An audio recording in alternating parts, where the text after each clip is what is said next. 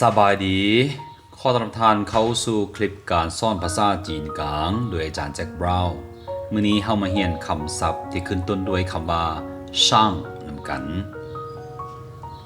ช่าง班ช่าง班เข้าการ上边上边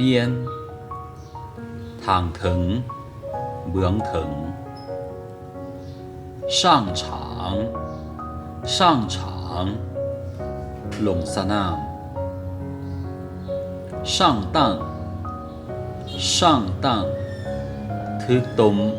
ทึกลอก上等上等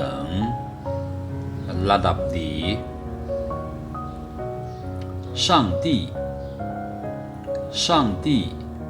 พระเจ้า上钩上钩ติดเบ็ดทึกลอก上级上级ขั้นถึง上将上将พลเอก上街上街ไปตลาด上进上进ก้าวหน้า上课上课ขึ้นห้อง上路上路ออกเดินทาง上门上门ไปเฮือนคนอื่น上任